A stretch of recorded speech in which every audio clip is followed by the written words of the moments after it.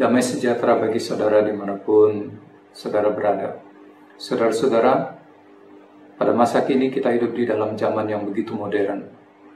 Di zaman yang serba canggih, yang ditandai dengan munculnya berbagai teknologi yang canggih, yang menawarkan, yang memberikan berbagai kemudahan dalam hidup ini. Salah satu produk dari teknologi yang canggih itu adalah satu perangkat yang tentunya tidak asing bagi kita semua, yaitu telepon seluler. Memiliki perangkat teknologi yang canggih ini, seakan-akan dunia ada di genggaman tangan kita, seakan-akan dunia ada di ujung jari kita.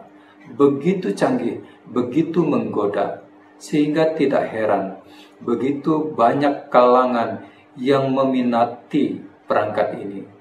Begitu banyak kalangan yang begitu bergantung dengan teknologi ini. Seakan-akan tanpa teknologi yang canggih, hidup tidak bisa berjalan secara normal. Seakan-akan tanpa teknologi yang canggih, hidup tidak bisa berjalan sebagaimana mestinya konteks zaman yang modern. Saudara-saudara, namun kita jangan lupa bahwa hidup ini dipenuhi dengan kontradiksi. Di dalam Mazmur 90 ayat yang ke-10, Mazmur yang ditulis oleh Musa, di sana firman Tuhan berkata, "Masa hidup kami 70 tahun, dan jika kami kuat 80 tahun. Dan kebanggaannya adalah kesukaran dan penderitaan, sebab berlalunya buru-buru, dan kami melayang lenyap." Saudara-saudara, inilah kontradiksi itu. Di tengah zaman yang modern dan serba canggih ini, manusia hidupnya begitu singkat, bahkan dipenuhi dengan kesukaran dan penderitaan. Pertanyaannya, bagaimana kita menyikapi hidup yang penuh dengan penderitaan, penuh dengan kesukaran ini? Saya rindu kita bersama belajar dari Mazmur nomor 16. Kita akan melihat tentang dua nasihat dari firman Tuhan. Yang pertama, tetaplah beriman kepada Tuhan. Saudara-saudara, apapun masalahmu, apapun pergumulanmu, apapun kesukaran yang engkau hadapi saat ini, apapun penderitaan yang engkau alami saat ini, percayakanlah hidupmu kepada Tuhan. Hidupmu, bukan segala sesuatu di luar hidupmu. Yang Tuhan mau adalah hidupmu dipercayakan ke dalam tangan Tuhan, karena Dialah yang berkuasa untuk memelihara hidupmu. Saudara-saudara, inilah yang dikatakan Daud di dalam Mazmurnya. "Jagalah aku ya Allah, sebab padamu aku berlindung." Atau dengan kalimat yang senada bisa berbunyi seperti ini, "Peliharalah aku ya Allah, sebab aku menaruh kepercayaanku kepadamu. Engkaulah Tuhanku, tidak ada yang baik bagiku selain Engkau." Saudara-saudara, iman Daud ini sangat kontras, sangat berbeda dengan iman kebanyakan orang pada masa itu. Sekalipun godaannya begitu kuat, tetapi Daud begitu kuat kukuh di dalam Tuhan.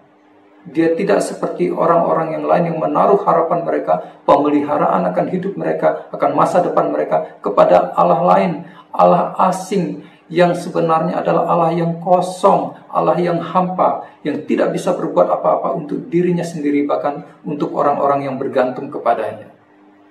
Saudara-saudara yang saya kasih di dalam Tuhan Yesus Kristus, saya pikir firman Tuhan ini sangat cocok untuk konteks kita pada saat ini. Walaupun begitu banyak dan begitu kuat godaan, biarlah kita tetap, iman kita kukuh di dalam Tuhan. Kita tetap mempercayakan hidup kita, pemeliharaan akan hidup kita kepada Tuhan. Dan biarlah iman yang seperti ini juga menjadi warisan kita. Kita wariskan kepada anak cucu kita, kepada generasi kita, bahkan bagi generasi gereja pada masa kini maupun pada masa-masa yang akan datang. Sehingga ketika kesukaran dan penderitaan Tuhan izinkan terjadi, mereka tetap kukuh di dalam Tuhan, di dalam iman kepada Allah yang hidup, Allah yang benar. Nasihat yang kedua, tetaplah memuji Tuhan. Di dalam surat-surat Paulus, di dalam 1 Tesalonika pasal 5 khususnya, dia memberikan nasihat, bersukacitalah senantiasa. Saudara-saudara, Daud memuji Tuhan. Ini adalah satu bentuk ekspresi sukacita dia, oleh karena Tuhan memberikan kekuatan dan menghibur dia di dalam hatinya. Dia bersukacita, dia memuji Tuhan karena dia tahu Tuhan yang kepadanya dia mempercayakan hidupnya, untuk dipelihara oleh Tuhan.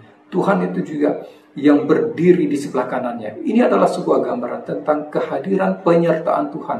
Dia hadir, dia menyertai dengan kekuatannya, dengan kuasanya, dengan kehormatannya, dengan kemuliaannya, dan dengan tangan kanan yang memberikan kemenangan, yang memberikan nikmat, memberikan sukacita. Dan tangan itu juga yang telah diberikan di atas kayu salib bagi saudara dan bagi saya. Itulah sebabnya Yesus bersabda, "Marilah kepadaku semua yang letih lesu dan berbeban berat, aku akan memberikan kelegaan kepadamu." Bersukacitalah senantiasa di dalam Tuhan. Pujilah Dia, karena Dia telah memberikan kelegaan bagi kita. Bahkan di tengah hidup yang penuh dengan penderitaan, Dia telah menyelamatkan hidup kita dengan tangannya yang terpaku di atas kayu salib.